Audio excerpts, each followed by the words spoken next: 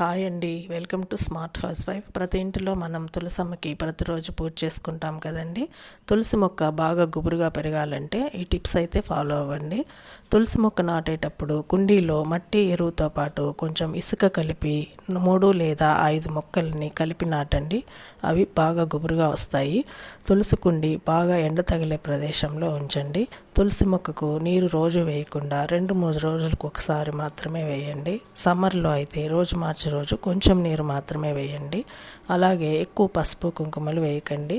అగరొత్తులు మట్టిలో గుచ్చకండి. సెపరేట్ స్టాండ్కి ఉంచండి. తులసి మొక్క పూత వస్తుంది కదా, దాన్ని ఎప్పటికప్పుడు కట్ చేయండి. ఇంకా బాగా కొమ్మలు వేసి గుబురుగా వస్తుంది. పూజ చేసే తులసిని తెంపి దేవునికి సమర్పించకూడదు. అలాగే విడిగా తులసిని సమర్పించాలన్నా ఏకాదశి, ద్వాదశి, అమావాస్య, పౌర్ణమి, ఆది, మంగళ, శుక్రవారాల్లో తులసిని తెంపి దేవునికి సమర్పించకూడదు. మీకు తెలుసా, వినాయక చవితి రోజు మాత్రమే వినాయకునికి తులసిని సమర్పిస్తారు. మిగతా రోజుల్లో తులసిని సమర్పించరు. కామెంట్ బాక్స్లో కామెంట్ చేయండి తెలిస్తే.